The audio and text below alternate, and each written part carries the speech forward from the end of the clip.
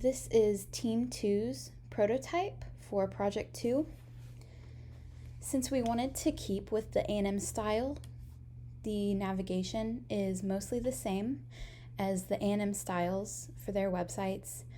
We did make a few changes that we felt would make the website more user-friendly and more easy to use. Specifically, people can now sort these researchers. By default, it is just the most recent. And then we also made these UN Sustainable Development Goals more geared towards A&M. And if you want to see the profiles and research that are used by these, you can click them. Moving on, in the People tab, we reworked the filtering system.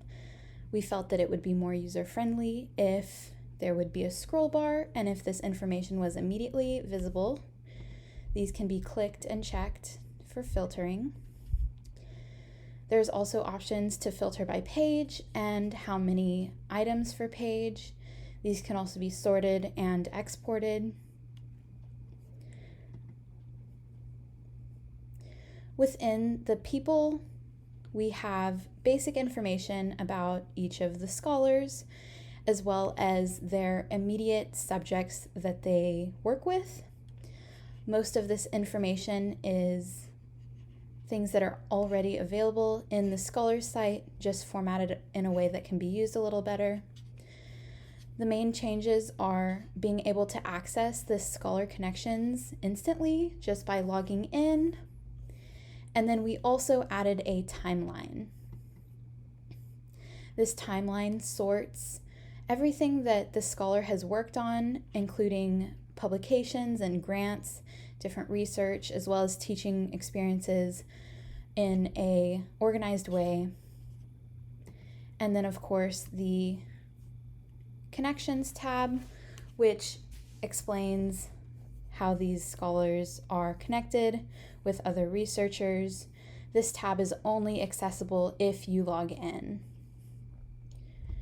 Going back to the organizations, again, this is very similar to previous site, just a little bit better filtering.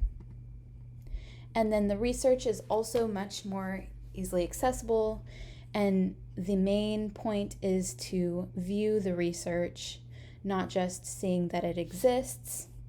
Again, there's more filtering that we've used. Finally, that brings us to the Analytics tab. This is our Analytics dashboard. These are our different graphs, the main ones for the prototype.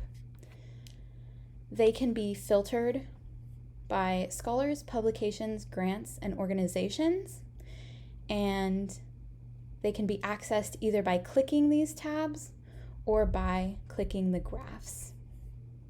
Click on it. You can kind of see it here bigger. We wanted to keep the same style, so we kept the circles and we didn't really change the graph much.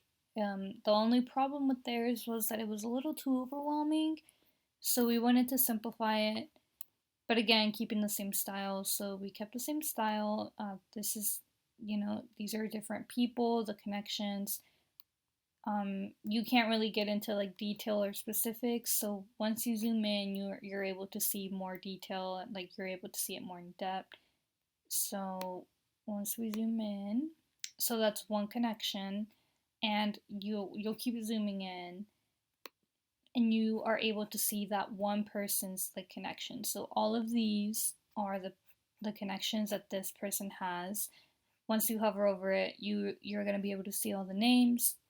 Obviously, we only have one in here, but for the hover purpose, but you should be able to see all of these names. And then, of course, the size of the circle depends on how many connections they have. So the bigger it is, the more connections that they have, and so on. And then we wanted to add a connections over time graph just because we felt like that was necessary and they didn't have that in their website.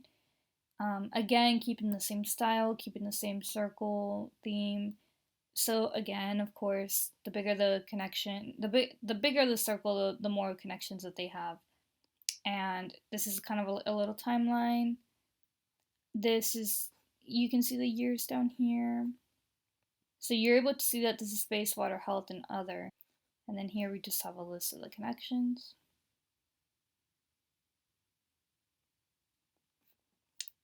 That's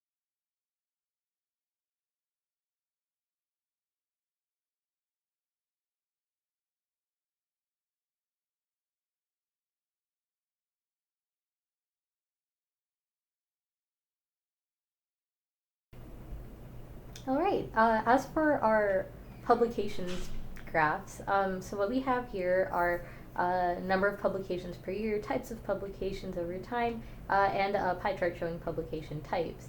So to give you a little breakdown on each of these charts here, for the number of publications per year, it's a line graph, which is pretty straightforward. There was a line graph on the original site as well, and there honestly isn't really a much better way to show that, like, with a different chart. So it really was for me a matter of cleaning it up and making it feel more cohesive with the website, as well as just like easier to read in little ways. For example, we have all of the dates running along the bottom as 06, 07, 08, as opposed to 2006, 2007, 2008, just to like declutter that space a little bit. We also have this preview graph on the bottom that lets you scroll through the entire timeline to see bits or pieces of the publications per year. This also means that the more you scroll, the more cluttered this would be. So shortening the numbers was like kind of important for that, just so everything doesn't butt in with each other. As for types of publications over time, once again, pretty similar. The original graph on the R-Dash website was a river graph, which we found was a little bit difficult to read unnecessarily. So we ended up putting it on a line graph just to make it more user friendly. And I noticed that they wanted on the original river graph to separate all of the years by the months as well. So to do that, I basically just put all the years down on the big ticks and then separated the years by quarters in between that on the little ticks. So we also have another timeline right here, like a little slidey scale, just so you can once again see the graph at different points in time. So there you got your little handles, and you can just like follow the tick marks to see all of the years. And finally, publication types is on a pie chart. So initially, or the initial website also has it on a pie chart, and once again, there really isn't a better way to show parts of a whole, so once again, it is a pie chart. However, the biggest difference is that when you scroll over pieces of our pie chart, you get this little menu that shows you more information on it, which completely declutters the space.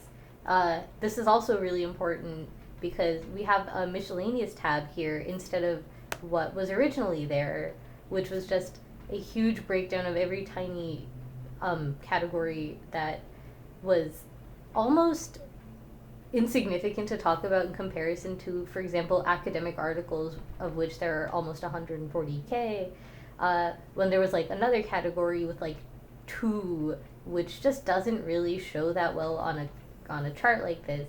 So to put it all on a miscellaneous tab definitely just made it a lot easier to read, and you can still see the breakdown in all of those little articles or all those little publication types when you scroll over this, and you'd be able to see it all. So yeah, those are all of the publications charts.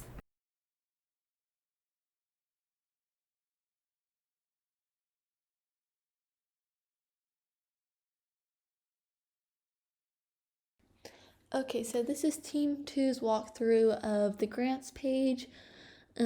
So at the top, we have our line graph that shows the different values of the grants along with the number of grants that were awarded in a given year. So whenever someone clicks on a line, the circles will pop up that correspond with a year, and then they can go ahead and click on that circle and a pop-up will come up giving them more information about that specific year, including the organization that you're looking at, the number of awards that were given during that year, and the total value of awards given during that year. And so on our x-axis, we have the years that can be shifted through to look at a wider range. And on the y-axis, we have the number of awards. And so on our right, we have our key, and this has all the organizations, and they can be toggled on and off. Toggled on is a filled-in circle, while toggled off is an outline circle. And then when you're viewing one line, that line will be colored while the rest will be grayed out, just so you can focus on that line and know that that's what you're looking at. And then at the bottom, we have a key for the dots. So this just shows that the larger the dot, the higher the value of the awards given during that year. And so you can see that on this line, just how the dots increase and decrease depending on the value of the awards given. And then down below, we have a table of all that same information, but just all in one place. So we have the ID number of an organization, the organization name, the number of grants that organization has given total, and then the value of all of those grants. And this can be sorted alphabetically, and it can be exported.